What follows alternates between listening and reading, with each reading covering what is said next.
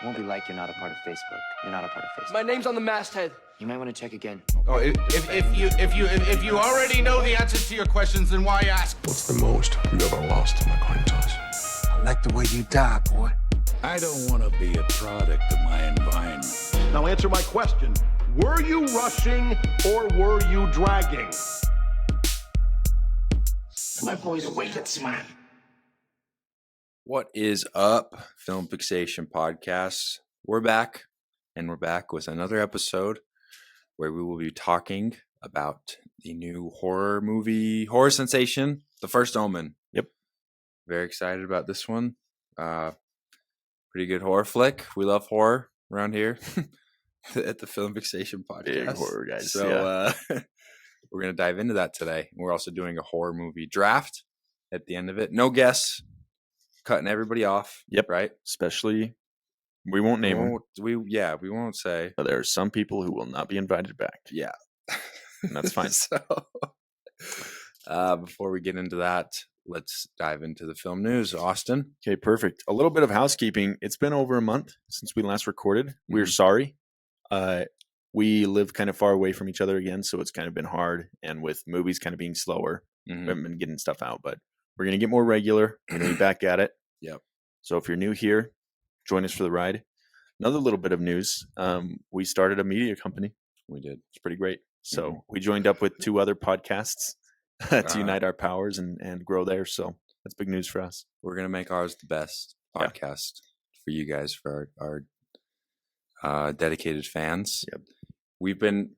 I know we haven't made a podcast the past few weeks, but we've been working hard and getting ideas what to bring to this to improve. We're improving for you guys. We're excited. So, okay, into the film news. This is from a couple of weeks ago. OpenAI has scheduled meetings with Hollywood studios to encourage filmmakers to use AI. So that's scary. We're really worried about that. But they could use it in a good way, tastefully, things like that. Yeah. Like, for example, Dune Part 2, they used AI to tint everybody's eyes blue, the Fremen. Oh, really? So that was AI, which was cool. Like, that's a good use of time where you're not, taking anybody's better job. than 1984, where they colored every single frame. Yeah. Blue. Yeah, exactly. Over the eyes. Like, AI can take those kind of jobs from us. We're okay with that. People were mad about the horror movie Late Night with the Devil because it used a title card and it was AI, one of the title cards. Yeah, I think the thing with that was, like, it's so easy to just pay somebody like $30 to do something like that. Like, that's like you're paying an artist like $1,000. Yeah, but what do you think? But that's where you don't want AI in filmmaking, is like in the visuals that really matter. And of course, like, they were only on the screen for like 6 seconds, right? Yeah. But like, that's a big thing where it's costing somebody like a job, I guess. It's costing somebody a job, and like they weren't upfront about it. Like, they never said anything about like using AI. Like, it just kind of came out, so it looked like they were hiding it. So it was a weird thing. So I understand that. I'm there for that. All right. But whatever. The Kinds of Kindness trailer came out. That's dropping in June, much sooner than we thought, which I'm super excited for. Me as well. Looks really good. Looks awesome. Christopher Nolan and his wife are going to be receive knighthood and damehood. So it's going to be Sir Christopher Nolan. Oh, wow. Which is pretty cool if you're into British stuff. We are not here at the Film Fixation Podcast. If you're into that. Yep. Alex Garland is no longer planning to make films because he's fallen out of love with filmmaking. That's really sad. Yeah. Yeah. I'm holding off my judgment until after Civil War. We're going to see that this weekend, and we'll decide. I love Ex Machina. Me too. Love Ex Machina. Didn't really care for Annihilation. Have you seen Annihilation? No. I didn't really care for it. People love that, though. Really? And then Men came out to like mixed reviews. Really? Okay. So it's like, is he the great filmmaker we've, been playing him up to be? I don't know. He has one 5-star movie from me. So the Ex Machina is so great. Yeah. Dang. So we'll see. We'll see. See how Civil War goes. I've heard great things about it so far. Yeah, me too. So, Dune Messiah officially greenlit. Yep. Untitled Dune Part 3 movie, I guess. That was great news. Yeah. To hear. But Denis' next movie will be Nuclear War Scenario with Legendary Studios. So that's pretty big. Yeah. Kind of getting into the nitty gritty here. The Joker 2 trailer dropped this last week. What'd you think of that? I didn't watch it. Oh, you didn't? No, It's- I've seen little like snippets Yeah. of it, but there's a lot of parallels to like La La Land. Yep. and- That was my initial thought. Yeah. I don't What know. do It you made me think a about little that? less excited for it. Are they going to rip off La La Land now? I don't Instead of know, Taxi like- Driver and Kid Comedy. It's going to be weird because I just feel like the last movie didn't end at a point where that would be like a welcome continuation of the story. I don't know. Mhm. But then again, like I wasn't expecting much, so I'll go in with an open mind, I think. Yeah. I won't talk about Joker. Yeah, dude. It's Ripping cause- off King of Comedy. Yeah. I don't want to upset any big Joker fans. Yeah. Out there. Big Joker media. Okay, last thing here. Well, also, so Joker 2, this is why I'm kind of excited for it. It's rated R for nudity, Oh, full nudity. So So something to be excited about. And then last bit here, the new Apes movie, Kingdom of the Planet of the Apes, has a runtime of 2 hours and 25 minutes, which is a win my for us goodness, ape heads, yes. man. That's gonna be awesome. So pumped for that. do you think it's going to be better than Dune? Dude, of course. Yeah. Of course. It's got to be. People, dude, I'm getting sick of people not understanding how good the Apes movies are. Like, Who's not understanding? people. Dude, All F people, bro. most of our listeners, I won't say, but We'll do, once we have like, 15,000 followers, I think we'll do the Apes movies. yeah, And it's going to be great. Those are going to be our best pods, I think. I think so So. as well. Yeah. That's all the news I have. So do we want to hop into the Omen? Yeah. Let's do it. The first Omen, I should say. The First Omen, which notably is a prequel to a movie that came out in 1976 called The Omen, where Damien Thorne was born. It's all Um, for you, Damien. Okay, so Austin and I saw this a few nights ago. You saw it last night. Yep. I saw it the night before. Let's give you the synopsis here. Create something to fear. When a young American woman is sent to Rome to begin a life of service to the church, she encounters a darkness that causes her to question her own faith and uncovers a terrifying conspiracy that hopes to bring about the birth of evil incarnate. It has got a 3.4 right now on Letterboxd. I gave it a 4-star. Austin Uswell gave it a 4-star. Mm-hmm. It is directed by Arkasha Stevenson. And she doesn't really have, this is her first like kind of mainstream film That's cool. out there. That's cool. Let's look up the letter or the Rotten Tomatoes score. It's got a 79% critic score at the moment. Really good. Mhm. Actually, it's an 80 and a 68% audience score. And on IMDb, it's got a 6.9 out of 10. Metacritic 65%. Okay. So, reviews are looking solid. I mean, especially for a horror film, it's just under 2 hours, an hour 57. It's rated R. It's got a few graphic scenes, Brother. maybe one or two really. We'll talk about notable those. ones. Those are nuts. But it's chilling. It's a good time, Yeah. And we've been kind of spoiled, honestly, recently with a lot of, pretty good quality horror films coming out here this year. Yeah. I mean, we have 3 really notable ones with Late Night with the Devil, Immaculate, which is very, very similar to the First Omen, where there's kind of a little bit of a twist. But same with the First Omen, there's also a little bit of a twist to this one. Yeah. But yeah, some lots of pregnancies to some sort of evil type creature. Yeah. A lot of religions just really taking a bad rap this year in a Yeah. lot of movies. I mean, Dune, Immaculate, and now this, and yeah. So it's a lot of people. I mean, never mind. What were your thoughts on this film? Well, it's funny that you say religion's taking a bad rap because, Yeah. like, there were some parts. I did not grow up Catholic, Mhm. right? I don't know a whole lot about Catholicism. Yeah. I've been to the Vatican. Mhm. I've been to Rome where this was filmed. It's whatever. Really? I have, yeah. Oh, I don't wow. like to talk about it much, but anyway, There were some parts in this movie where so the premise is, and if you're new here, spoilers. There's always spoilers. Spoilers. I really liked the detail they gave of like there are two churches. There's the church that follows Christ and the church that like lusts for power and will do anything for it. Mm-hmm. My limited understanding of the Catholic Church, I think, hindered my enjoyment to an extent where like some weird things that the nuns were doing, I was like, is this just Catholicism or is this the devil? You know? Yeah. That was my just riffing off of what you said. No big deal there.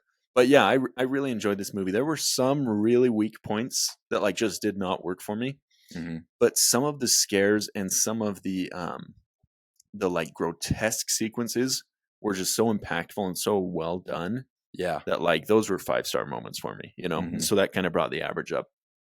I'm thinking specifically, I know we'll get into this later, but specifically like when Margaret first goes into the bad room, you know, she's first locked in there and she's like, no, it's not real. It's not real. It's not real. And somebody whispers, what's not real, you know? Yeah. And then there's that long still shot on just the dark corner. Mm-hmm. And in a conventional horror film, you're like, okay, 1, 2, 3 jump scare. Yeah. In this, it's like hold for 5 seconds. Yeah. Go back to Margaret. Hold for 5 seconds. Go back to Margaret. Hold. Mm-hmm. And then a figure comes out slowly.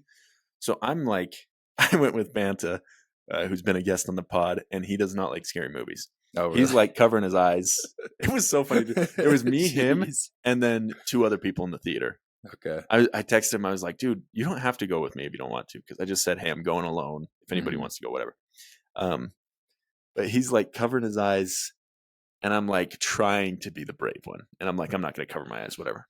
Scary movies don't scare me. I watch them alone all the time. Whatever. It's cool. But during that scene, I was like, oh my gosh, I don't want to look at this dark corner anymore. Like, I know it's going to hurt. But just a lot of like really tasteful scares like that really sold me on the movie.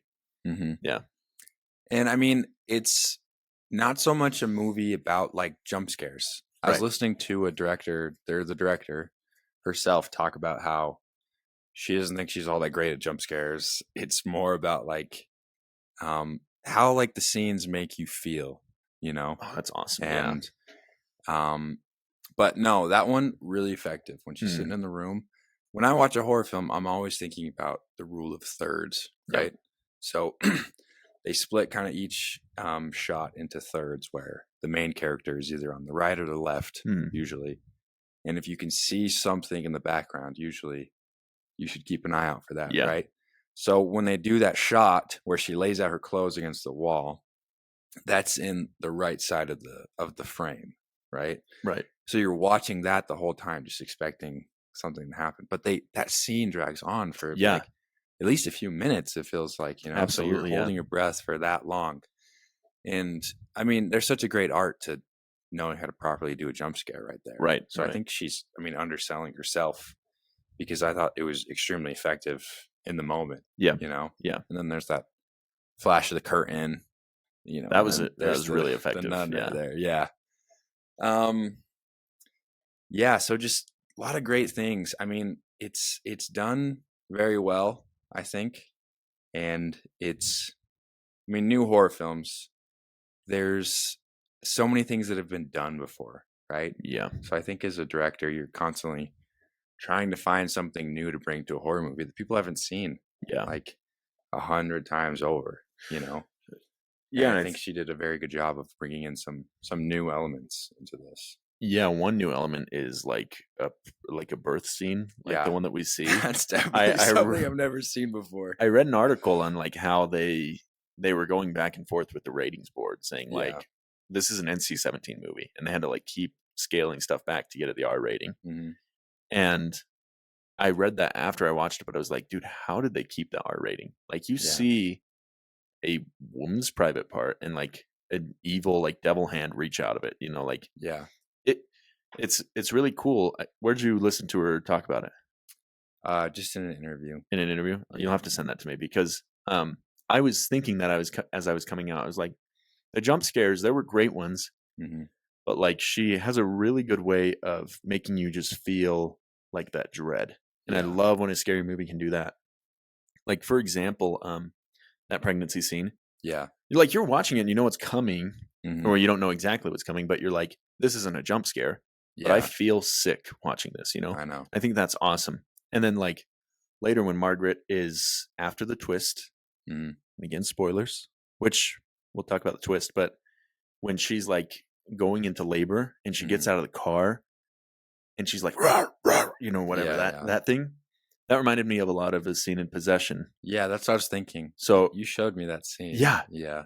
and I was like, man, that's like shot for shot, what they're doing. But Mhm. it goes on, like you said, for so long. And Yeah. you're just like, I want to get out of here. Like, this is Yeah. so uncomfortable.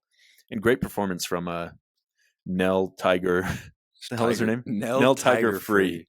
is the star of this movie. I don't know where Which, you get that name from. when the movie started, I was like, dude, I'm not into this chick. Like, she's not going to do it for me. Yeah. But by the end, I'm like, she has some serious star potential, Like, she hit some of those moments, like, out of the park. So, Mhm. I mean, we see like horror movies give some stars their big break like this.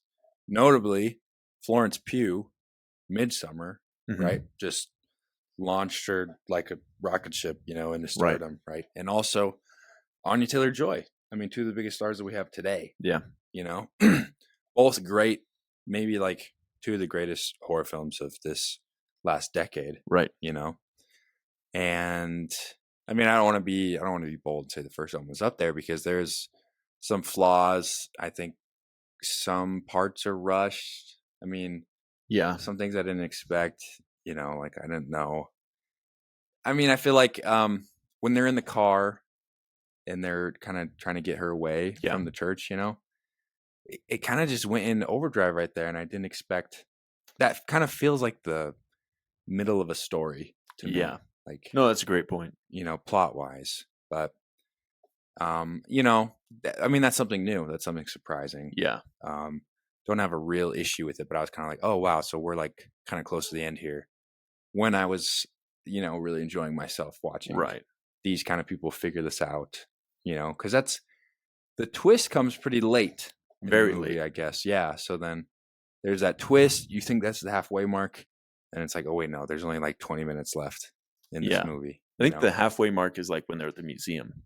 Because my phone lit up and I was like, oh, we're an hour in. Yeah. That's crazy. But no, Nell Tiger Free. Yeah. She did fantastic. And that scene, like you said, really reminds me of that scene from Possession.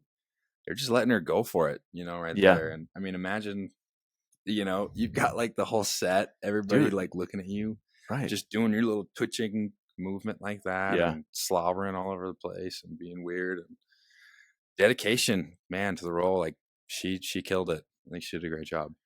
Yeah, it's like, who else can do that in Hollywood, And I think if you are kind of a low star status, it's easier to do that because you're not seeing like Gwyneth Paltrow doing that or something. You know what I mean?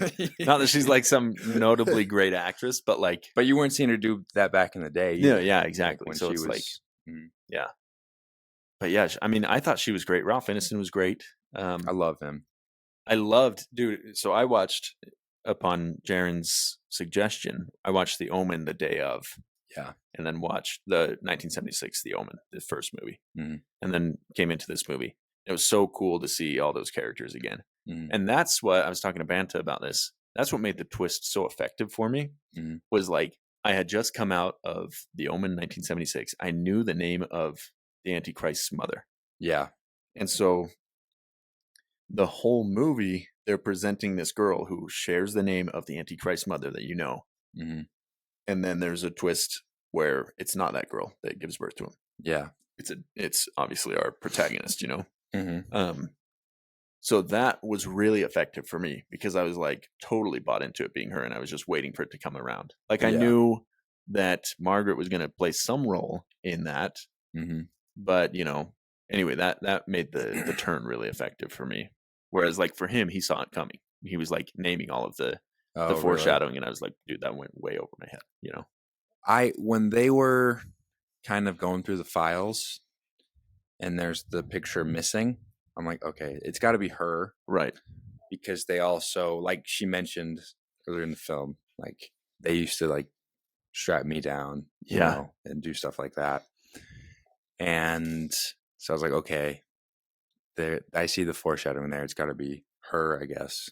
Right. But it just surprised me how quickly she gave birth after that, you know, Yeah, right. because I had just watched Immaculate about a week before, and Sydney Sweeney in that is pregnant to, I won't give away the twist of that movie, Okay. I guess, or I don't know but she's giving birth to some sort of creature, right? Right.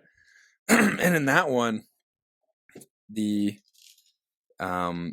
church has, this is the twist, right? So spoilers, okay? They and I won't tell you go because ahead. you're gonna watch it. No. But I mean, is it like an effective twist that I'll like be pleased with, or I don't think you'll like the twist. I think it's okay? Then just go ahead. I mean, I might not even see it while it's in theaters, so go ahead. okay. So they have the nail that was nailed Jesus to the cross, and they use that to put a baby inside of Sydney Sweeney, trying to give birth to another, like the second coming of Jesus. The second coming of Jesus Christ. Yeah. Okay. So they like tried, and then Sydney Sweeney's like pregnant throughout the whole film. Like they split it into like segments, like her first trimester, okay, second, then they skipped to her second trimester, third, you know. So it was weird watching like a long pregnancy like that throughout the course of the entire film, and then you see her just kind of go like crazy, like her belly just swells up all of a sudden. She's like gonna give birth to this thing, you know? Right. But because I mean, they say at the beginning of the movie that the pregnancy is fast. Oh, really? Like when they're talking about the experiments, they were like, okay, it came up fast, you know. So must have missed that. Yeah. But no, yeah. I watched the original 1976, The Omen. It's actually a trilogy, right? There's a fourth one that comes later, but I didn't watch that. I heard it's not really good. Like they rank that as the least. Well, because then there's the remake, and then there's the remake. Yeah, so like there's horribly received. 6 total. Yeah, yeah. But the first one is, people say that's probably the best. You know, very eerie. That movie, The Omen, and Carrie came out in the same month, and That's people crazy. liked The Omen more than Carrie Really at the time. Yeah, yeah, because Carrie has more legs, you know, like that. That sticks with popular culture more so, I think, than The Omen. So I mean, Carrie, like a Brian De Palma film. Yeah, you know, and people liked The Omen more at the time. Carrie's obviously an amazing classic, right? You know, but like I'd never heard of The Omen before I did research into, you know, this movie. Like Carrie, it was a prequel. I had seen American Dad spoofs of The Omen. Oh, really? So I knew like the whole premise. Like there's a bunch of beats in The Omen, like finding the 666 under his hair. Yeah, I was like, I've seen this before, you know. Oh, really? But yeah. Oh, dang. But then there's 2 other films. So it's called The Omen 2, Damien. And then there's The Omen 3, The Final Conflict. In the second one, Damien is a young boy, and he's in like military school. Right. And he ends up living with the U.S. ambassador, his brother, right? Yeah, his brother. Yeah. At the end of The Omen, they set it up like he's going to be living with the president, which would have been awesome. And the first lady. Like if the president adopts him, and that's how he like gets to political power. Mm-hmm. I don't know how it ends up, but go ahead. But so he ends up just being with the brother, who's also kind of got connections. Right. Thorne is like this big pharmaceutical company or whatever. And he ends up like having like a kind of a brother, or like it's his cousin, you know, but they're close friends. They go to military school. Damien doesn't know that he's the Antichrist. Oh, he's just forgotten all of. Yeah, well, he knows that he remembers that he kind of killed his mom, right, and all this stuff, but he doesn't know. Like he just thinks he's kind of messed up or whatever. He doesn't know he's the Antichrist. But there's so many people that insert themselves into his life who are like his followers, his disciples. You know, who like Baylock in the first one. Is that her name? Yeah, the nanny. Like the nanny. Yeah, exactly. Yeah, who like tell him who he's supposed to be, and he like reads the Bible, reads about himself in Revelations. Okay. That sounds But- pretty cool. It sounds like you can't Yeah, mess that it up. sounds cool, right? But Yeah. Damien, the actor kid, is just like he talks like his voice is just so Just bad. not menacing. Yeah, just like kind of a bad actor. I mean, he's a kid. It's whatever. Yeah, it's rough. But it seems like they don't spend the time where you need to spend the time. Like they don't Okay. spend time where it's interesting. Right. A lot of him just being a kid, you know, and just being in military school. Sometimes he does that thing, you know, where he locks eyes with somebody, and then the scary music plays, Yeah. and then something bad happens. Uh-huh. You know, because you don't really know like the extent of his powers or what he can do, and Yeah, it's not really defined. Yeah. yeah. But then towards the end, he kind of figures it out. But people say that's the worst of the trilogy. Okay. The third one, Final Conflict, he's an adult, and it's Sam Neill. Yeah, right? Sam That's his Neill, name? yeah. Yeah. You probably know him from like the Jurassic Park movies. Yeah. I think he's the protagonist of that. Mhm. I haven't seen those. Oh, what? No, That's no. crazy. I know. But yeah, he's the main guy. I've seen Jurassic World. Okay. Chris Pratt. Sick. Yeah. But yeah, so he's like 33 years old. He's an adult, Mhm. and he's about to become the next U.S. ambassador. Nobody knows he's the Antichrist. He's fully like he knows who he is, and Okay. he's like evil in this one, Right. and he's got like his followers all around the globe or whatever. But he hears word that like Jesus is going to be born. There's signs of like the stars aligning. Okay. And so he knows like, okay, Jesus was born on this day. And he tries to take out like Herod's plan in the Bible. Right. Kill where all he the firstborns. kills all of the firstborns. Uh-huh. And a lot of babies die in the movie. Well, sick. Cool. It's actually kind of nuts, like what happens. And there's like a montage of like people, Okay. like his followers going out and like, I mean, nothing's really shown. Right. But Well, you said it Um, was like a waste of time to watch those, so I was like, I'm not. yeah, even no, gonna I think try, it is a but- waste of time because I think it undermines how scary it is that the Antichrist is going to be born. Right. You know, like it feels like a really, really big deal. Yeah. Like, they need to stop this baby from being born. Because I mean, the end of The Omen, 1976, is like perfect. Yeah, Like he's just under the care of the president. You don't know the extent of that, but you're Mhm. like, oh, he won. Like the devil won. you Yeah. know? So I get that, like a continuation of that, it's hard to live up to that. yeah. In the second one, like the devil wins Right. again, but in the third one, the Final Conflict, he, something happens. He dies, right?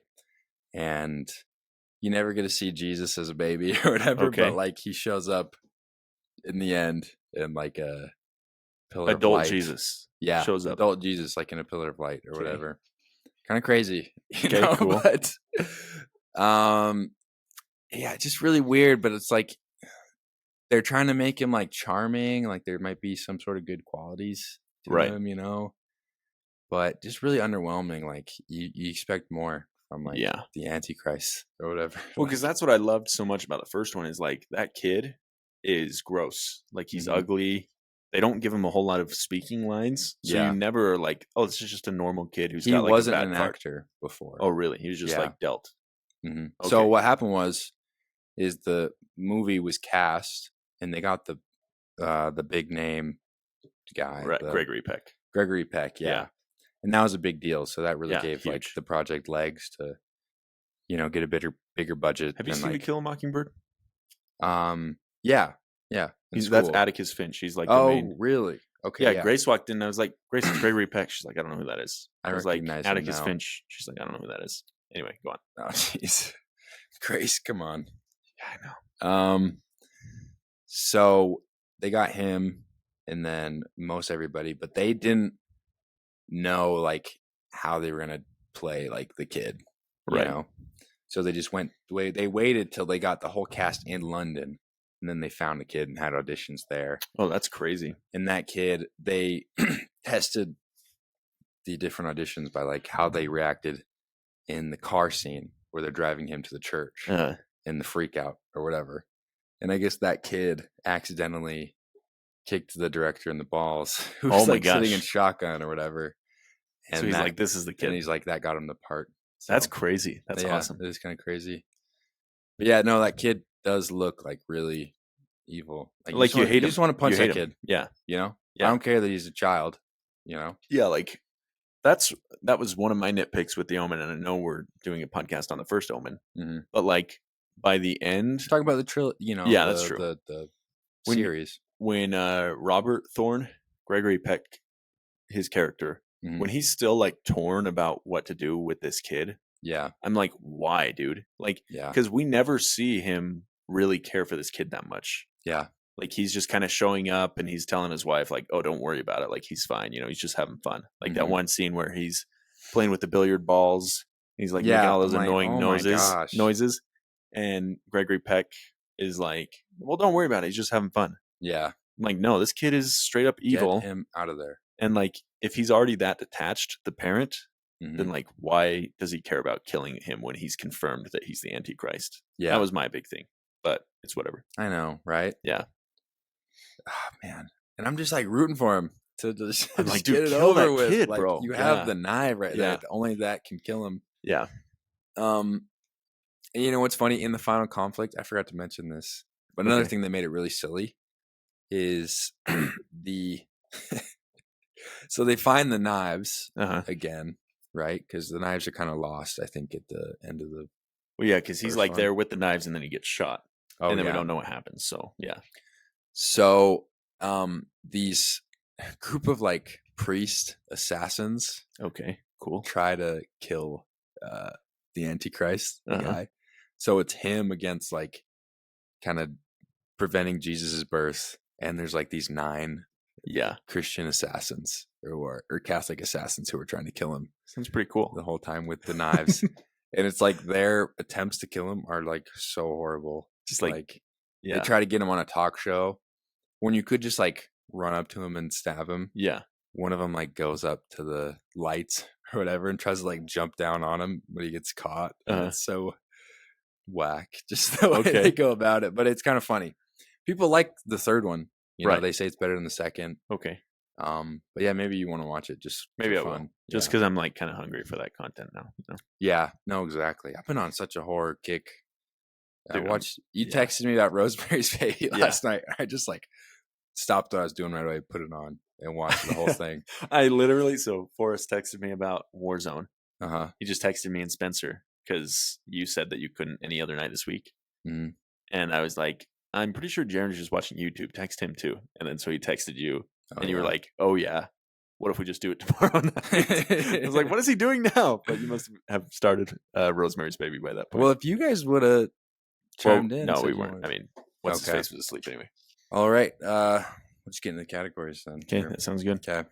Well, I do want to say one more thing. Sorry. Okay. Yeah. That's what I really liked about the First Omen was like the story of the Omen turned me on so much, but like it didn't linger on anything too long, if that Yeah. makes sense. No, that's true. Like, of course, it's kind of it's a 70s movie, so it's kind of paced slower and everything. Mm-hmm. But I feel like they didn't harp on anything too hard, you know? Yeah. And neither did the First Omen. But like I felt like it built on the lore of the Omen so well in so many ways. Like I feel like there may have been some issues with the story, but I can't think of them. Like I just think that was the perfect perfect explanation and prequel into the Omen. Like I was completely pleased with the story that way. Yeah. So, I loved how it just led right into the movie. yeah, very cool. You know, like just like in Rogue One. Yeah. You know? Yeah. I was, I took a date to see the First Uh-huh. Omen. That made the birthing scene really Jeez, weird. brother. You know, Yeah. I was like, it takes a lot for me to like look away from a scene, Yeah. you know, but I like, That's oh funny. my gosh, why is this have to happen right Yeah. now? No, but I was like, that's the guy from the First Omen, or from Yeah. the original, the Omen, Yeah. you know, and then just like kind of explaining how cool it was, how they just led directly into it, you know? Right.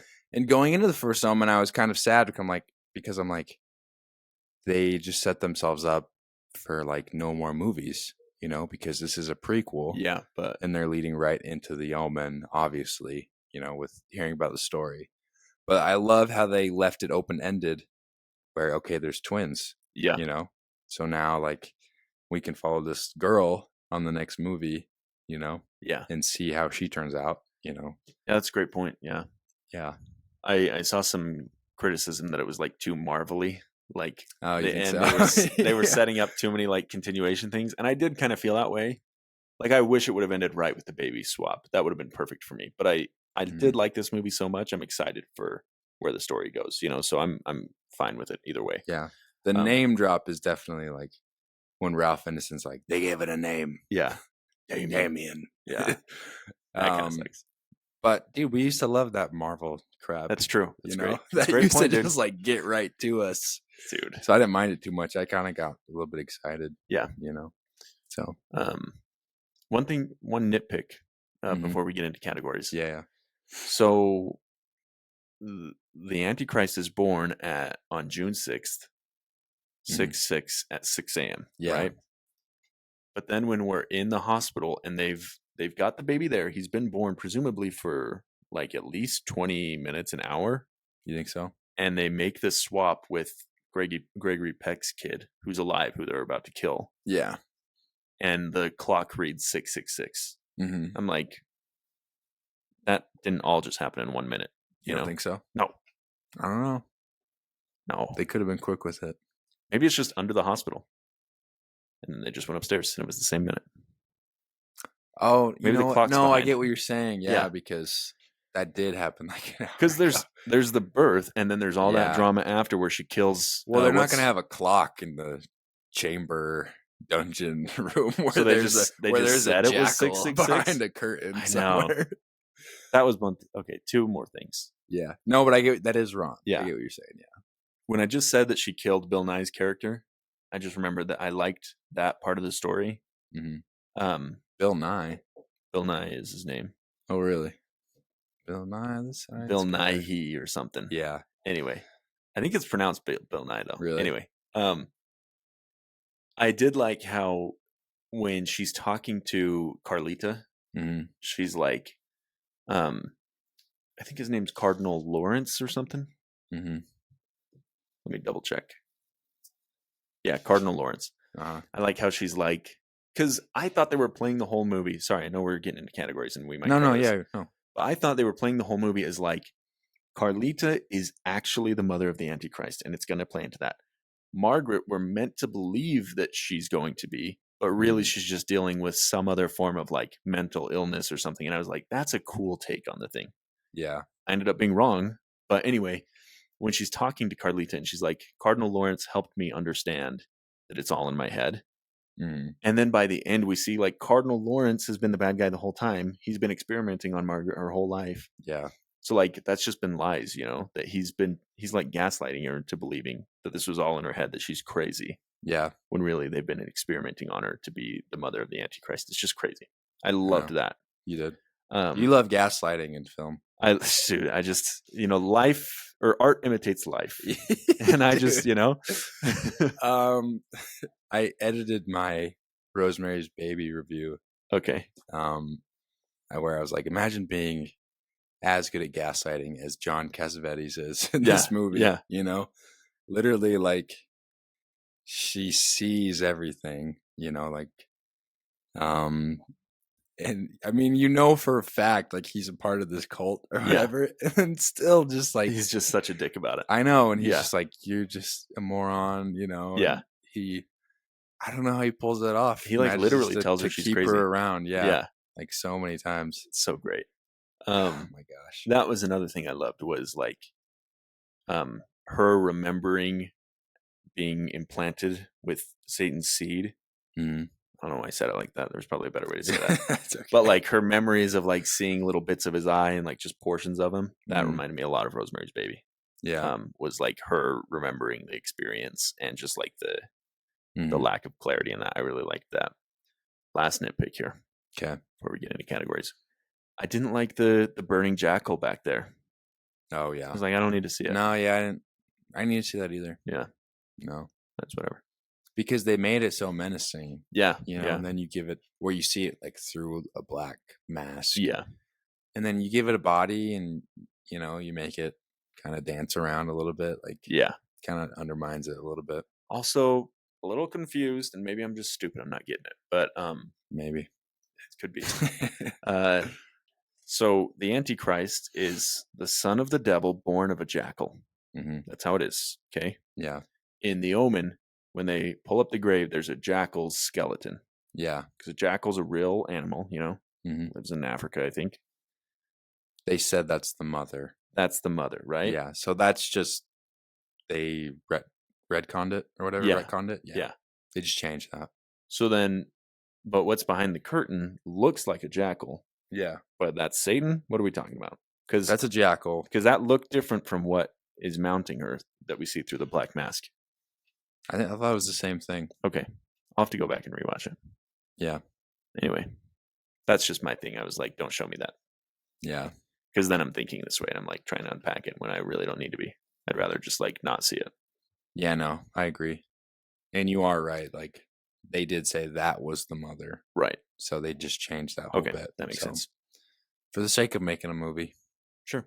Hey, it's movie magic. It's a movie, yeah. Don't take it so serious. Maybe she was a jackal. The Maybe whole she time. was. Yeah. That's a great point. She's a Um, skinwalker, dude. What if? Dude, That'd be like a whole another wrinkle there's in there. tons of skinwalkers around here. Dude, not around here, man. I've taken care of Yeah. them. Spencer's wife. Shit. She's a skinwalker. Okay, categories. Favorite part. The pregnancy scene. It's got to be a pregnancy scene. After having The- just watched The Omen, I liked the scene where they're like doing the ring around the rosy type thing, Mhm. and then the nun Yes. kisses Margaret, Mhm. goes up, sets herself on fire, hangs herself Yeah. after saying it's all for you. Mhm. Because I mean, it's just a recreation of the scene in The Omen, which really stuck with me. Yeah. I loved that. That was great. But yeah, intense that way. I'd say, yeah, that's probably my favorite part too. Yeah. At that moment, I leaned over to my date and I was like, that's from the original. Yeah, yeah. Shot for shot. Yeah. That's an homage right there. Yeah. That's awesome. And the director, Stevenson, was like, one thing that I know is like, you don't piss off horror fans, right? Yeah. So you bring something new, but you also pay homage and you pay respects Yeah. to the predecessor. She right? killed it in that regard. So yeah, that was she's awesome. awesome. Like Yeah. 2-3 big homages to Mhm. the original The Omen, and that scene so cool. Nitpick right 'Kay. here. This is actually factual, right? Okay. Jumping from that high, your neck would snap. Actually, you wouldn't be like jerked back and smash a window. Your neck would snap. Your head would fall off. Yeah, your head would fall off. Yeah, Your body would fall. your from body head. would fall and be separated, I guess. Really? Yeah. Okay. I read that. How do you know that? I read that somewhere. I was Where? looking at the Prime video. I wanna know where you read that. facts. Okay. There was like continuity error. That's they, funny. They proved that if you jump from that high, Who's your proving neck that? would snap. I don't know, but that's Okay, I'm That's glad you out read there. it somewhere. I didn't want you to be that's from have that's from firsthand Prime experience. Video Okay. sponsor. Yeah, sponsor this video. Yeah.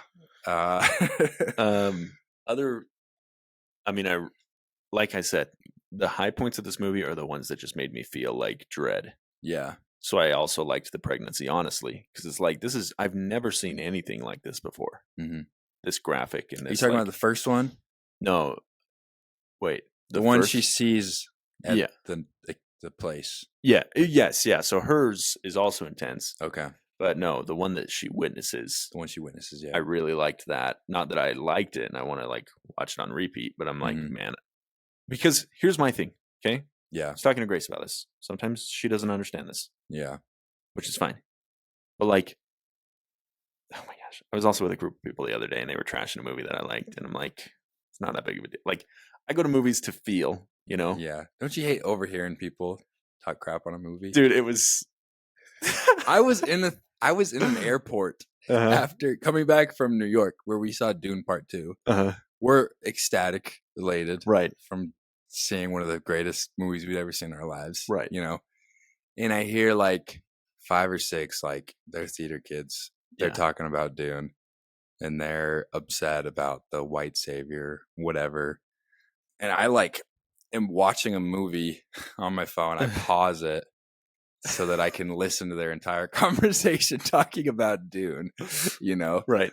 And I'm just like getting mad. I'm like literally like working myself up to be like, hey, sorry, I overheard you guys talking about Dune.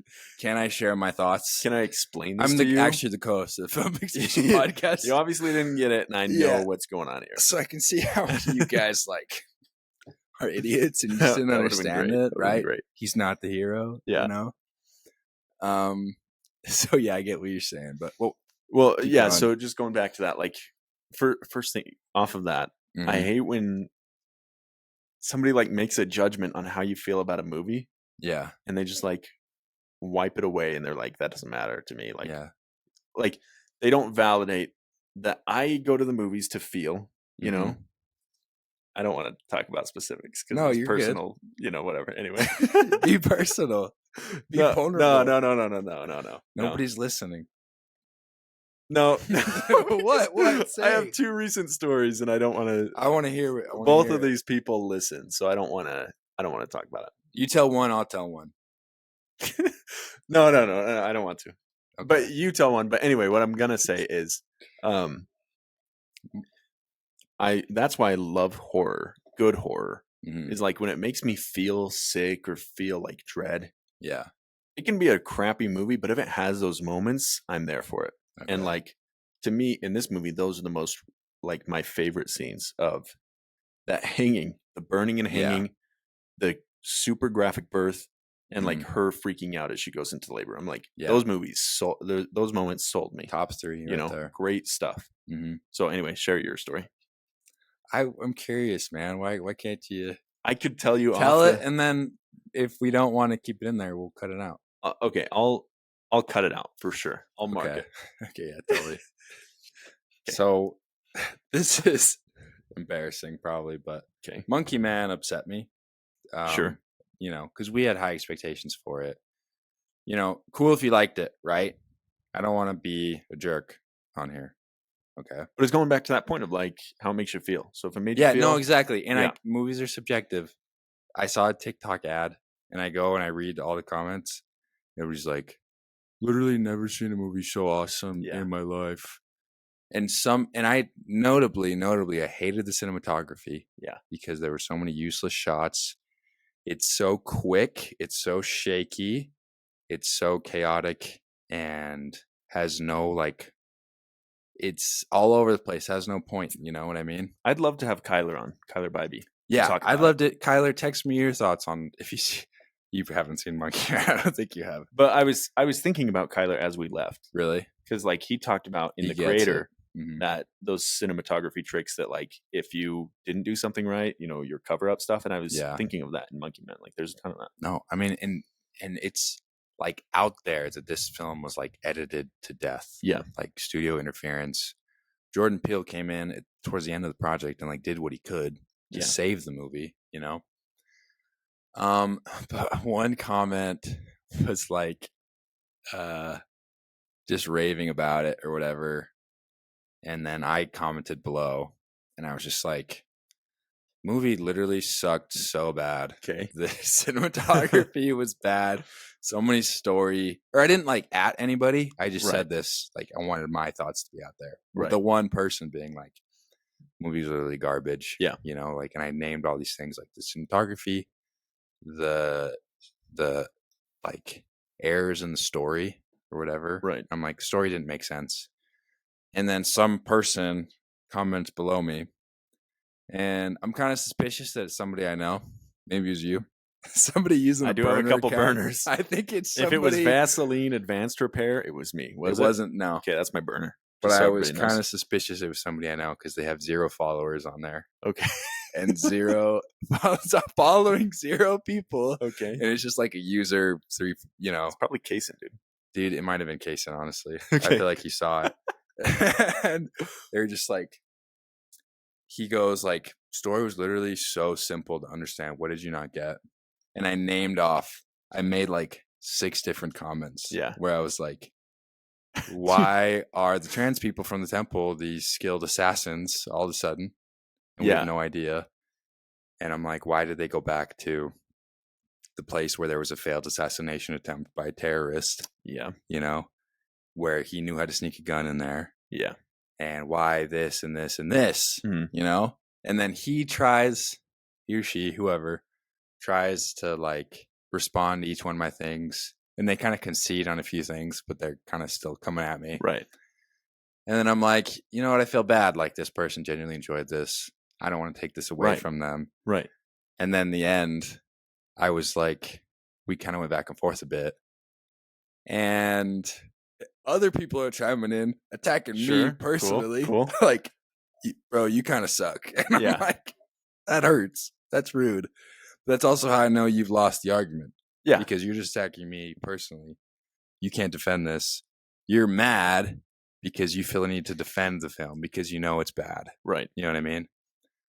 But I feel like a jerk. Maybe I'm a little bit of a jerk for like, and I try so hard not to be judgmental about people's movie tastes, Right. you know, because we've made mistakes in the past, Absolutely. Yeah. judging people. Yeah. You know, and Big mistakes. yeah, we want people to come together over movies, you know. I'm being Absolutely. really, really, I think, loose with a lot of my ratings.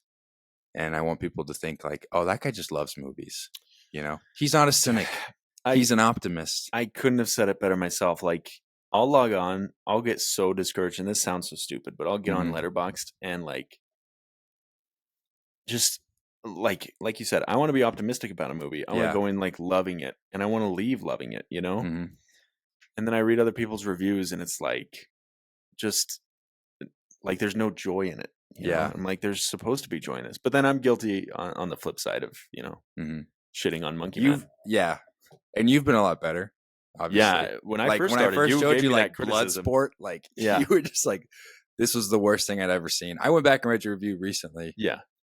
But you also were like, I also had a great time watching this. Yeah. You know, like if I was rating it on how much fun I had, yeah, it'd be a 4 out of 5. That's what you said. Right.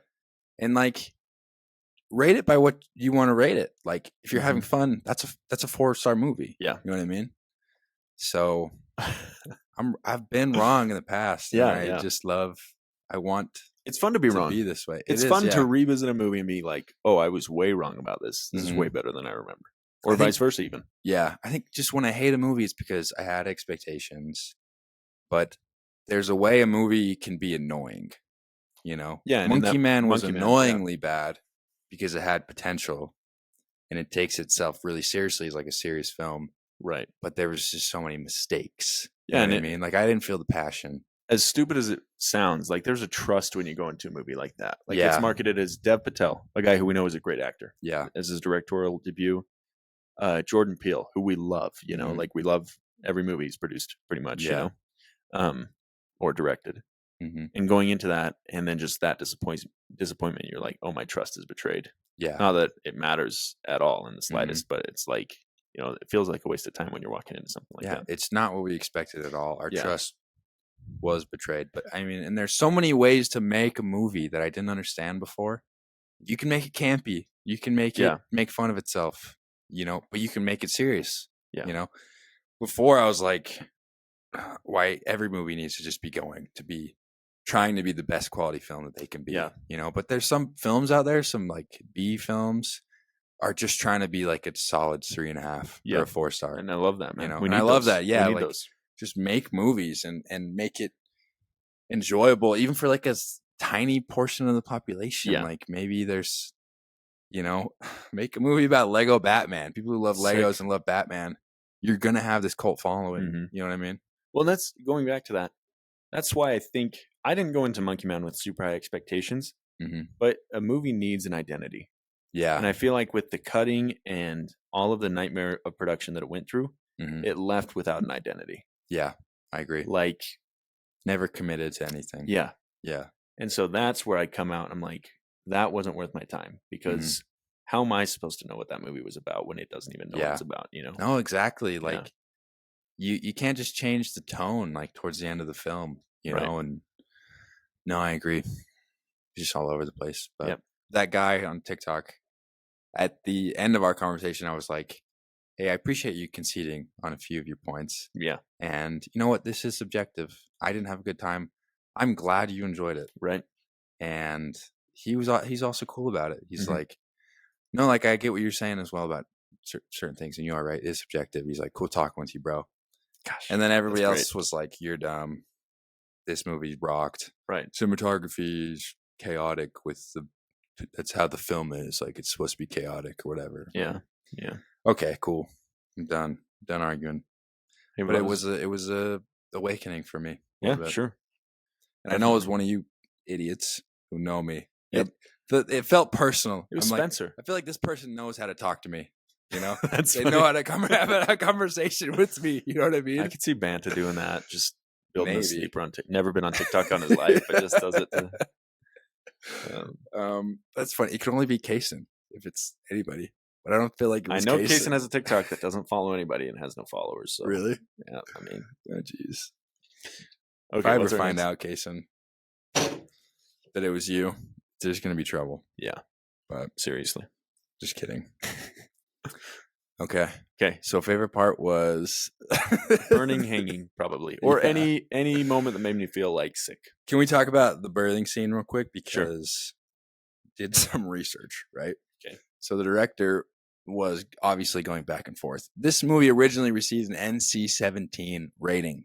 Okay. I think maybe because of what we see from the Jackal. We won't get into specifics. Yeah. Unless you want to. You look like Well- you're ready to say what we see. Well, the article that I sent you, Yeah. I didn't see it. I didn't see it either. No. So apparently, there's like a one frame shot, or it's got to be more than one frame because the viewer can see it. But Of a the director noted that like nobody has seen it, yeah. but it's like a 20-foot long jackal Phallic penis. Yeah, image. Yeah.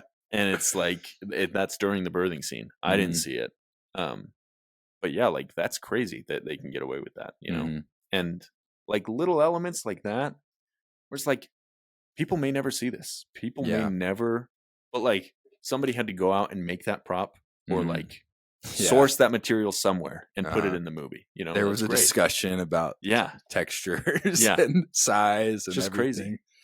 Yeah, that is crazy. But what's even crazier is that that's not what the ratings agency had an issue with. Right. It was with the first birthing scene that she witnesses where there's like a close-up view of the canal where the baby leaves, right? I was really surprised about that. That like, There's in the NC-17 version, it was just kind of a shot of just the birthing canal. okay, And that's what they had an issue with. But like the agency doesn't tell you. You just have to go back and forth with them. yeah, Like they don't get specifically like That's what crazy. offended them. So they had to keep editing it. But like they didn't have a problem with a shot of it where there's like a demon hand exiting the canal. yeah. It was like just the actual human aspect of it where It's nuts. That's crazy. you know, right? Yeah, So I thought that was funny. Just and yeah, so that's crazy. yeah. Not my favorite part. That's where I looked away and I was like, oh my goodness. Like, you know, but okay. Least favorite part. Mm. Anything with the guy she met at the bar, didn't dig that. Really? Yeah, for whatever reason. Mm, I just felt like he wasn't a great actor. really? I didn't feel like there was really any like low lights that like bothered me. I've got to think on it because there were certainly moments where I was like, oh, gosh. And even like I've been praising Nell Tiger Free, Mm-hmm. but there were some moments where I was like, she's out of her league here. Like Really? I'm not liking how she's doing this right now. But right now I can't think of them. That's what's so great about the movie is like those memorable parts hit so hard that you know it makes up for the weak parts. Yeah. Um, One thing I noticed, Immaculate and First Omen start in the exact same way, where Sydney Sweeney and Neil Tigerfree show up from the train station or the airport, right. and they're greeted by the fathers Right. and like a nun or whatever. Literally, they both go through the exact same thing, where Really? they're like, there's a nun showing them around the church or whatever, and I'm like, is this really like that unoriginal? Where there's like these two movies probably didn't know like each other, you know, like they're not like helping each other with their own script. Yeah. You know what I mean? Like there's no interference. Like that's the best that they could both come up with, and it's the same thing. You know, like Well, it's a common I don't know. phenomenon in movies, like the twin. I know, movie, you yeah, know, but like, yeah, I get your the point. commonality of it kind of just struck out to me. Yeah. The two of them. And it's like, yeah, I get what you're saying. Yeah. So Yeah. Wait, one least favorite part. There's a part where the little girls are teaching her a phrase, Margaret, in Yeah. Italian. I've been learning Italian Jeez. for a while now, and so I felt like a effing moron because she says, "Io sono una farfalla hmm e io devo volare," Yeah. which in Italian means I'm a butterfly and I must fly. Mhm. Okay, so I turned to Banta and I'm like, "That means I'm a butterfly and I must fly." hmm And then she goes, "What does that mean?" And they go, "I'm a teacher and I love my job." So I felt like a moron. And Yeah. I'm like, Banta thinks I don't know shit. But that's what she ended up saying. Then she ends up saying it in the bar. Oh, So, yeah. That's cool. You picked that up. I mean, whatever. Wow. I didn't know you spoke Italian. I mean, it's been 2 years of Duolingo, so Wow. I'm glad I picked up one sentence. I've watched The Godfather I've watched The a Godfather. few times. I've eaten spaghetti, Yeah. you know. But yeah, I really can't think of any. I did okay. When the guy that she met in the bar gets hit by that truck, Yeah. and she like pulls him off, and his top section is pulled off. His legs are like stuck there by the truck. Yeah. How did she? I was like, "That's not You happening." gotta know. Yeah, like what is You're she gonna, doing like, that literally take the car. There's no space between the car and the wall. Yeah. Right. Like This guy's crushed, and you're like, "Oh, I'm just gonna I'm lift just him gonna out." lift you. Yeah. Did not dig that, and I was like, "What is this for?" Like, I don't know. It just, Yeah, I get that. Anyway, that was probably one of my least favorite scenes. Yeah. I liked the reveal because I heard what he said, like look for the mark. And then I thought he meant like look for the mark on the other girl, you know, but then it comes back like It's on her. look for the mark on yourself. Yeah. You know. So yeah, that was kind of cool. But no, I get what you're saying. Yeah. Yeah. An error there. Some moments like that, like I can't think of any other ones, but there's just some where you're like, "Why is this in here?" Because anyway, Yeah. What scene would you most want to be there for? oh well, the first birthing scene for sure. Okay. I want to be one of the nurses, the attending nurses. Yeah. No, just kidding. I'm really fascinated by like the culty aspect of this. Yeah. Like Maybe it's where she 'cause takes we- her vows, the other lady, or Yeah, wanna well, be even there? that I was like, I don't know about that. oh yeah. Because I was like, that was where I was like, is this real Catholicism? yeah. Like, do they come up in like a bride dress thing? hmm I just don't know. I'm totally ignorant to that. No, because I It's mean, not. I know I watched it in Immaculate. Yeah, It's very different, but there's still the same scene of her taking her vows. really. Okay. Yeah. So So I don't know, but the actual birth where Margaret gives birth and they're Mhm. all like standing there in their cloaks. Kind of want to be there for that. really, I'm just there for that. just you a know? fly on the wall. Yeah. Just kind of put on a little cloak. Dude, You speaking know? of, yeah, like dress Can I up, go hold hang the out with my baby? buddies. Yeah. Can I hold the baby? Yeah. I'm there for that. I get like ya. that. I get you. Speaking of, this reminded me, this is totally off topic. Okay. So you know the lady who plays Helen Geis Mohayim in Dune Part 2 and Dune Part 1? Yeah. The old hag lady. Mhm. She is the hot chick in The Verdict. She's Paul Newman's love interest. Do you know that? That's the same actress, Charlotte Rampling. You're kidding. No, I'm pretty sure. I was going. Charlotte Rampling is. Oh, Let me- wait, in The Verdict, she's not hot in that. She's pretty hot. I don't think so. She's foxy, dude. She's got dark eyes. Like she looks evil. And I thought she had a bad performance. Well, yeah, she's not that great in it, but I'm like, Just like emotionless. it was just shocking. I was on Letterboxd the other day to see that she's batting with Paul Newman. You know, just Dang. crazy to me. I didn't know that. Sorry. I thought I looked at her filmography Yeah, when we did that Dune draft. yeah, I don't know. But anyway, sorry, that was offbeat. But it just No, that's reminded me cool. like old lady in a cloak. Yeah. Okay, That's cool. Reverend Mother. what scene would you like to be there for? Probably the same. Yeah, I'd just be there with you, right? Like, Yeah. you picture me there. I got to. I'm calling you up before I go to the. Yeah, Yeah, man, that'd be cool. We should Yeah. find local cults. take a peek at the jackal behind the curtain. Yeah, you know. yeah, Yeah, that'd be pretty cool. pretty sick. Yeah. Does this we grew up religious, you know, Mhm. in a Christian religion to our Yeah. followers who don't know us. Does this kind of stuff like resonate with you? I was talking to Banta and he was like, that's why this type of movie is scary to me, like the devil aspect of it. But I'm like, that's why it's more fascinating to me.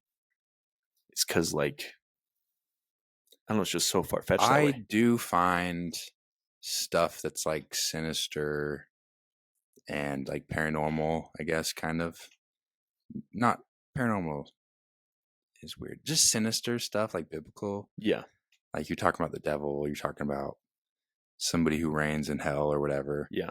That gets to me. That freaks me out because that's what I think of. That's like when I look around my room at night, you know, and I'm going to bed, I'm thinking, okay, what if King Paimon's over there in my closet? Yeah, right. And he obviously knows that I just watched this movie and he's got power right now. Yeah. Yeah. Jeez. So that kind of freaks me out. Like I'm not afraid of like a home invasion. Right. Whatever. Like, I don't know. Because like something I can't control. Like, I don't know. A devil movie resonates with me more than a ghost movie. Yeah. And I enjoy that.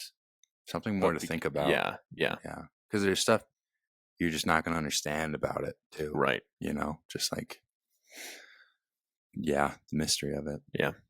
So yeah, I think so. Okay, cool. Who should Ryan Gosling have played? Thinking Father Gabriel.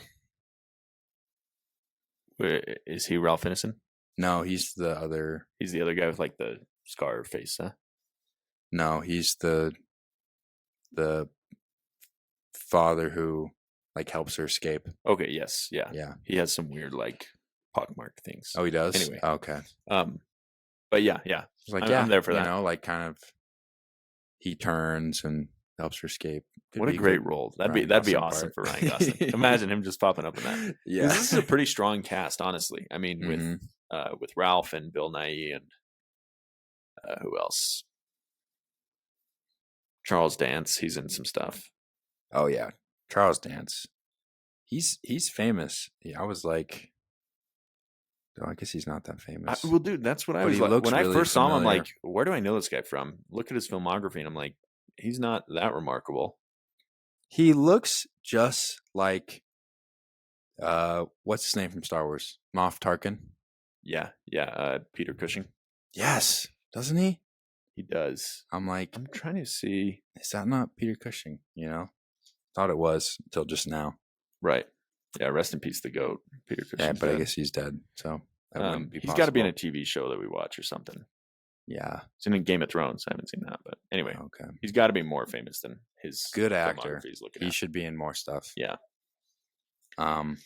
But that scene with the thing falling from Yeah. the church, I knew that was going to happen because I mean we've seen the Yeah, original, right. and I'm like, totally an homage right here. Yeah. That's awesome. Yeah. So that was a cool scene. Way to open it up with Ralph Ineson. So It was. I liked him. yeah, I love as he like turns away and then Ralph does like the cross thing yeah, as he's seeing it because he's like, "Father, are you okay?" And then he does that. 'Cause yeah. he's like, he knows he's not okay. He's scared. hmm But yeah, that was good stuff. Best quote. It's all for you. I'm loving It's all that, man. for you. Yeah, It's all for you. Trying to think of other quotes. not really a quotable movie. No. So we'll just go past this one. When Unless she you- goes into labor, I could quote that. Oh yeah. It's pretty badass. That hurt my throat. Go on. There's a throat thing going around. Really? I kind of have a sore throat too. Okay. You know, there's a throat thing going around. Yeah. It's just a funny thing to say. Thanks. Okay. I think that's it. Okay. Facts about the production. Not really much. I mean, we mentioned Yeah. The her going back NC-17 with stuff. like the ratings agency and her thoughts on the film. She thinks it's about, or obviously it is because she's the director. Right. Not she thinks. This is how she interpreted it. This is what she was meaning, but it's actually not that. It's really freaky, just like women not having control of their own bodies, Oh, yeah. you know? And reminds me a lot of like Rosemary's Baby, you Mhm. know, just like imagine just like, I don't know, you have to give birth to like literally the Antichrist or the devil or Yeah, or the devil's son, and you're just like, oh my gosh, you need to kill that thing. Yeah. It's just crazy. well, that's one commentary I've heard on the original Omen is that it's like an abortion movie Yeah. because it came out a couple years after Roe versus Wade, Mm-hmm. and like it's all about what is the extent to which you would go to not kill a kid. Like, Yeah. what are you willing to accept as a parent? Mm-hmm. And like the mom in that is like, please let me have this abortion. And Gregory Yeah. Peck is like, no. Mm-hmm. So then that kind of comes full circle with this movie of like women's rights and like Yeah. they're just being controlled by this more powerful force, and so I like that. Yeah. Just some stuff under there to unwrap, if Yeah. you will. But I want to talk about the original 1976 The Omen, okay, because it had really troubled production. Oh yeah, yeah. And I watched a whole YouTube video on it or whatever, like kind of a movie about it. And it's actually kind of crazy. So when they first wrote the script and everything going, to quote Kaiser Soze from The Usual Suspects, the greatest trick the devil ever pulled was convincing the world he didn't exist, right? Killer. So this movie was obviously going to bring people to a real fear of like the Antichrist, of Satan, which is fear-mongering, building up his legend or whatever, Right. convincing people that he's real, right? So the production received a warning that like Satan's going to do his best to like make sure this movie doesn't get made, Right. right? So Gregory Peck, once he signed on to be the lead star of the show, 4 months before production began, his son, who was very, very young, committed suicide. Like how old? Like 10 years old. What? Yeah. So that happens. Gregory Peck's plane on the way to London got struck by lightning. Right. Which that happens. Planes get struck by lightning. I'd say like the same plane gets struck like once a year. Yeah. Right. The producer, his plane got struck by lightning. Right. The writer, his plane got struck by lightning. All during the course of the production. That's what's crazy too, is because Ralph Ineson's character, I can't remember his name, but in The Omen, he's like chased by that storm and he's almost struck by lightning. Yeah. Right before he dies. So that's crazy. Yeah. And so a lot of trouble with like the animals on the production, right? Because it's notable, like Satan has control over like the beasts, right? I think that's in the Bible. I don't know. Yeah. I know he has control over the water, right? Or whatever. Right. Of course, yeah. And so the Rottweilers that are Yeah. used in The Omen. One of the stunt people got seriously injured during that scene in the graveyard. I would with imagine. the Rottweilers. That's like brutal. Yeah. I was like, how are they filming this? And they knew that like these Rottweilers were too like enthusiastic or whatever. Yeah. And they took like extra measures. Still like very gravely injured on the set of the movie. Wow. And the scene at the zoo where the baboons, Damien and his mother, are going through they put a baboon, like they tranquilized one and they put it in the car. Did you hear about this? Yeah. So I read they like tried to put a baby in there. Yeah. Like a baboon baby. And like they didn't care. But then they tranquilized the alpha baboon and put him in there. Yeah. And that's when all the baboons were freaking out, attacking the car. And the mother, the actress lady, was like scared to death. Couldn't do anything, right? That's like, so is she in the car? Yeah. She's in the car. That's crazy. Yeah. I thought there was some like movie magic where they had somebody in the car. Yeah, she's actually in the car. That's crazy. I mean, that's why they tranquilized the baboon, but yeah, so that's crazy. But they did film a scene with like the tigers. Oh my gosh. That didn't make it into the movie. Right. Nothing happened while they were filming. Like it just happened to get cut, the shot. But hours after the production or the film crew left, one of the tigers attacked one of the handlers and killed him. Oh my gosh. Yeah. And then like Gregory Peck like forbade everybody on set from like saying that the production was cursed, but like people were scared on set. Like, Yeah. Didn't know what was going to happen. The mother, the scene where she's like on that chair, you know, where she falls off the ledge. Yeah. She like wouldn't film that scene. They had to like edit it where she wasn't going to like kind of fall over off that ledge. Right. I mean, They filmed the bowl, the fish bowl, like falling, and then she's just like there holding on. Right. So like, because you know, people just thought bad stuff was going to happen on the set of the movie, which it did. Yeah. So That's crazy, man. Gregory Peck must be not superstitious or something. no, Like, definitely not. I just can't even imagine as a parent, like your kid kills himself Yeah. and then you go film a movie where you have to kill your kid. Mm-hmm. Like, how are you doing that? I know. And they filmed, and that was hard for him because they filmed an alternate ending where he ends up killing Damien in the church. And he, like, they said that was really hard for him, like, Oh my having to gosh. film that scene. Can't even you know, imagine. after his son's death. So, man, I mean, I just can't imagine being Gregory and Yeah. working on a film like that, you know, where it's obvious like something's up. Right. So, really troubled production, scary stuff. So yeah, that's the behind Behind the scenes. behind the scenes Okay. facts Crazy. there. Okay, so we're gonna do a draft now, right? Okay. Sweet. Yeah. I think I'm ready. Draft of our favorite horror films. Okay.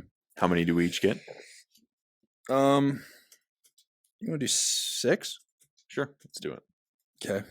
And to preface this, I know we haven't talked about it much in this podcast, but Jaron and I both love horror. You know, like we're big horror guys. Mm-hmm. So I feel like any movie on this list, like I'm looking at some of mine that are even lower rated, and I'm like, I still really enjoyed that. You know, so Yeah. I mean, dude, it's sometimes it's hard to find a good horror film, yeah, you know, but like if it's halfway decent, like I'm gonna go see it. right. And it just makes you feel so much. Like get your heart pounding. You feel like adrenaline, and I just love the genre. I think it's really cool. Great stuff. Yeah. How do you want to do this? You go Heads? first. Let's give it I to go you. first? Yeah. You want the second pick? No, I want the first pick. I'm gonna Yeah. give it to you. Go ahead. Shoot. Okay. In that case, I'm gonna take The Exorcist. Oh, I typed The Shining. That's what I was deciding Yeah. between right there. So, yeah, really good one. The director, what's his name? It is William Friedkin. Yeah. He's fantastic. Love his films, and I've only seen The Exorcist. I was like, because he also directs The French Connection and Sorcerer, I need both to of which those I want to two. watch like immediately. I watched a little bit of Cruising, Yeah. which I couldn't get through. He So, also directed Jade, which okay. they love on the rewatchables. Oh, really? They like joke about it all the time. It's got super low ratings, but I really want to watch that. Oh, dang. Okay, yeah. Really solid. Like it came out in 1973. 76, I think. 73. My bad. That's I'm okay. thinking The Omen. That's okay. But just like revolutionary. I think it like had grossed the most amount of money ever Yeah. by a movie at the time. And I think if you like adjust to inflation or whatever, box It would office be the- gross, yeah. I think it'd be number 1 still. I believe so. Yeah. Yeah. That's what I've heard, at least. So yeah, people loved it. Terrifying. Yeah. I grew up like knowing that was like probably the scariest movie ever. Seeing like scenes of it. My mom had a story she always told us where like she was watching.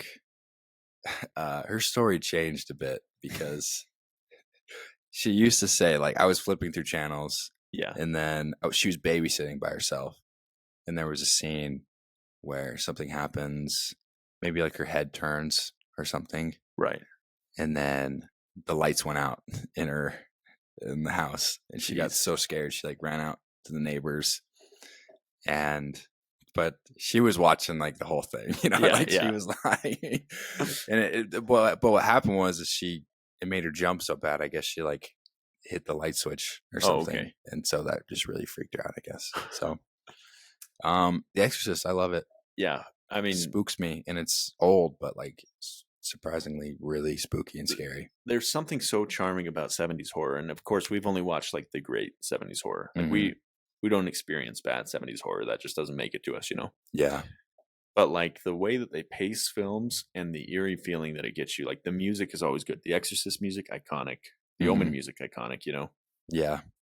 And the way that they're like the intention that goes into everything, because this is before like jump scares and stuff, you know, before jump scares got really oversaturated in our kind of movies. But like it's a great movie. I don't know how to say it. If it weren't a horror movie, it would be a great movie. No, yeah, I get what you're saying. Like on its own, but yeah, the horror element is just executed perfectly. It just brings it over the top. Yeah, yeah. That's a 5-star movie for me, man. That's great. That's a great film. Thank you. Okay, my pick. Yep, your pick. Okay, I'm gonna go with The Shining. Ooh, I thought I could get The Shining from you. Yeah, no, I mean, I know you love The Shining. That's why I kind of wanted to take it off the board. Yeah, there's a couple I might enjoy a little bit more than this. Because again, I like those movies that like make me feel sick, and The Shining never really makes me feel like that, you know. So like it's scary, but it's like if I had a Glock, I'd just put that guy down. You know what I mean? Yeah. You know, Jack Nicholson, man, it's such an iconic performance. Oh, it's amazing. He's so watchable. Yeah, one of the best like leading mans ever. And everything in that movie, like Kubrick is just so meticulous with everything. Yeah, like the visual. Every scene and everything in every scene has a purpose, you know. It's great. A lot of like so many like video essays out on YouTube of The Shining and subliminal messaging. Yeah, was he trying to tell us something, you know? And if you watch the movie backwards, like what's this really about? Anyway, so great film. Yeah, great pick. Thank you. Next up I'm gonna take Carrie. Great stuff, dude. Love Carrie. That one shot of them, like that 360 dancing, that 360 shot. Oh my goodness, that's like serotonin, freaking out. That's great. Like dopamine hit here. And man, I just loved like that's also there's stuff that's just funny that just makes me laugh. Like how mean people are to Carrie for no reason. Oh yeah, like just get punched in the face in the shower, and I'm like, who does this? You know? And then she gets her revenge, and it's like, oh my goodness. This is just awesome. Yeah. You know, the way it all happens. And it's Brian De Palma, great director. Great. There's paranoia. There's like troubled relationships. And there's like that religion aspect of it. And it's paranormal.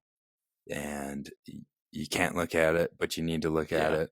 And it's terrifying. I love it. Carrie's awesome. That was the first Stephen King novel adapted to film. Really? Yeah. Oh man. And like I was looking at, I think he was like 28 when he wrote that book, and it was adapted within like a year or two. Like, imagine that's that, crazy. Dude.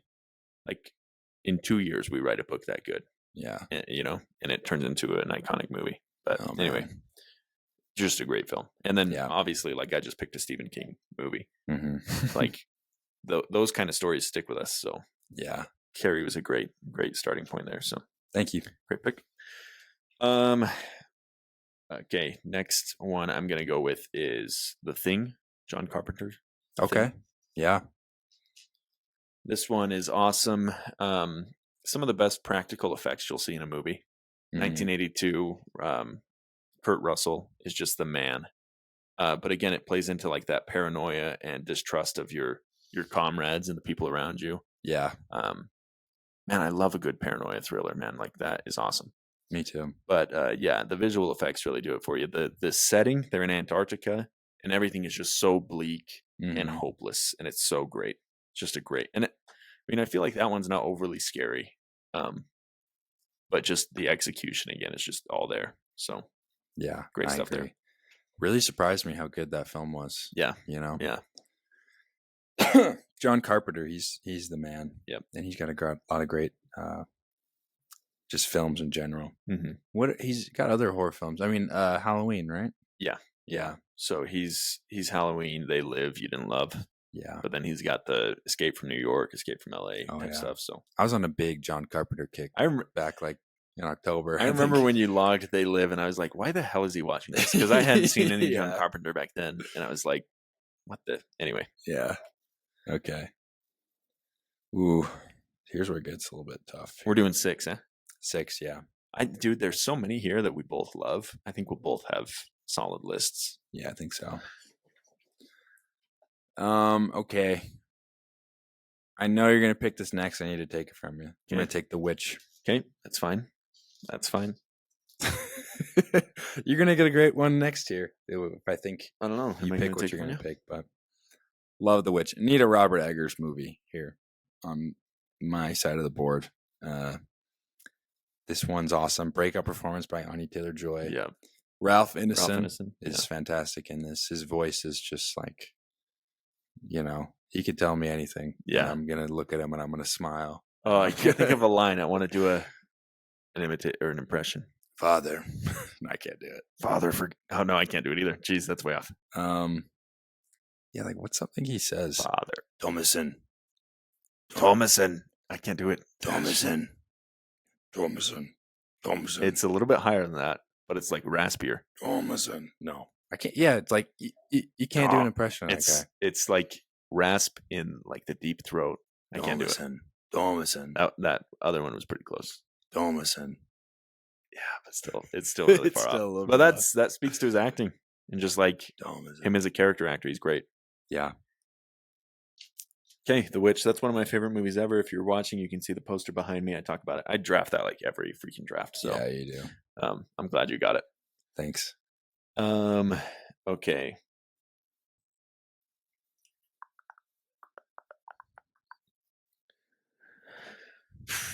Do you have to let it linger? That's in my head, baby. What are you thinking here? Are you deciding between something, or you Yeah. don't know what to pick? There's just so many good ones. I might go more recent. Okay. One that kind of took us by storm last year, and I'm going to go Talk to Me. Wow. Okay. This is a great film. We did a podcast on it. We both really, really loved it. Yeah. I'd like to revisit it. I've seen it twice, I think, when it was in theaters. Mhm. I want to revisit it and see if that was like recency bias, but I loved it. I man. saw it twice as well. Pretty Yeah. Sure.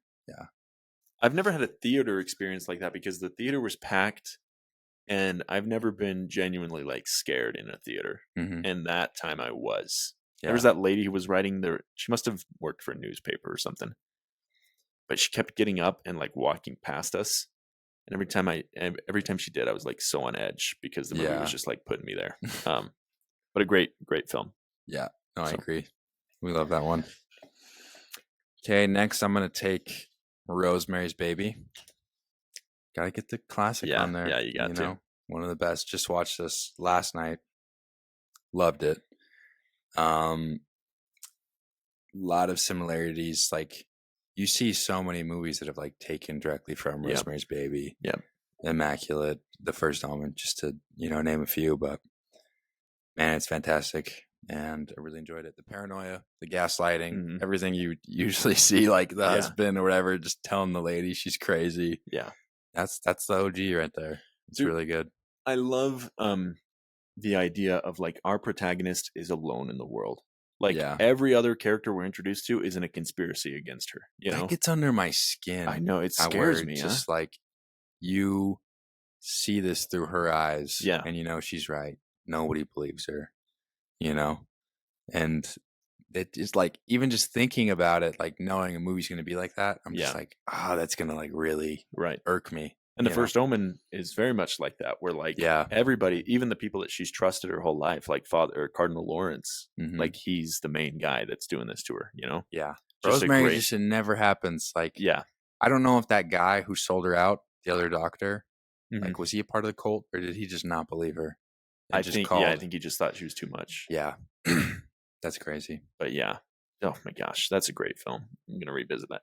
That movie made me get my OLED TV Really? because I was watching it. I was like, this shit looks terrible Yeah. because it's a really dark movie. Mm-hmm. And on my old TV, like there were so many like blooming spots. Anyway, I bought a TV the next day.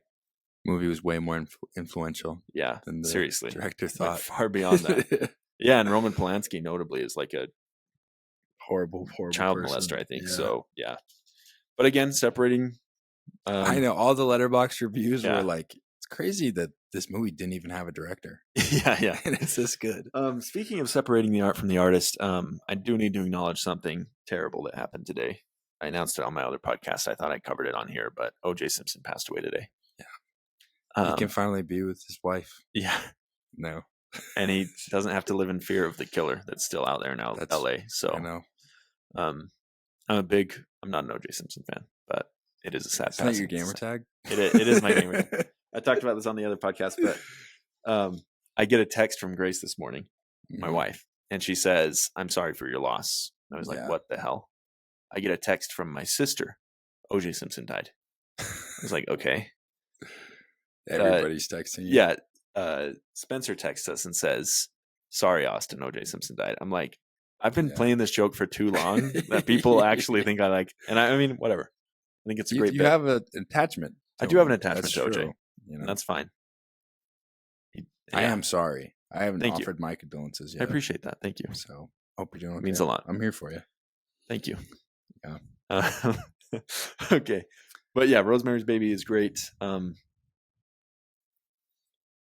Okay. I'm just gonna tell you what I want to do here, and I'm not gonna do it. I want to take Jaws. That's a 5-star, like perfect movie for me. Yeah. Doesn't really fit here. But it's not like yeah. It's not to par with the scariness of these films. So yeah. I'm gonna go ahead and take Hereditary. Okay. That's it's horrifying. Yeah. Yeah. I remember the way you talked about this when you first saw it. You were like, "It's the scariest movie." Because something happened to you that night at the time. Yeah. Something happened to you that night, and the way you sold it, you were like, "I was watching the scariest movie I've ever seen." Yeah. And back then, I was like, "I don't like horror movies." Then when I came out of the closet, so to speak, of liking horror films, yeah, I was like, "I need to get Hereditary because that's scary." Jaron told me. So, just a great film. Did it live up to it? Yeah. Yeah. Yeah. I mean, it like goes back to. I mean, there's not a ton of jump scare in that, but it's just that eerie, like dreadful feeling that you get when you watch it. So you'd never seen something like that before. Ari Aster really just like, just really paved a new way for horror. Yeah, just broke it open where like people can now just like imitate what he's doing. Yeah, and like and nail it, add that to theirs, what they want to do, and he just did something so new and awesome with Hereditary. So. Okay. Great pick there. Thank you. Next, I'm going to take Scream. Okay. I'm going to take the first Scream. That's a slasher, but it is a horror. I mean, I've got that on my horror card here. So yeah. So I'm going to take Scream. Classic, like I said, slasher film. Lots of twists and turns. Yeah. Mystery as well, but really influential. And you have a great time watching it. Mm.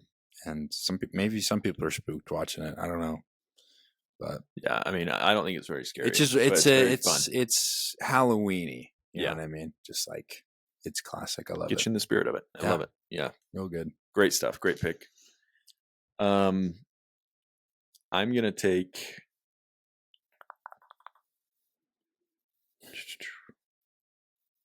When we post this to our TikTok, we're going to try to make it big on TikTok now, people. Yeah, right? we're be expecting that. But we need a pick that's going to like upset people. You know what I mean? I think maybe people might get mad at you for taking like Talk to Me. That's true. That's true. A little bit. But that'll be good. That'll be great. Yeah. My next pick is going to be Cure.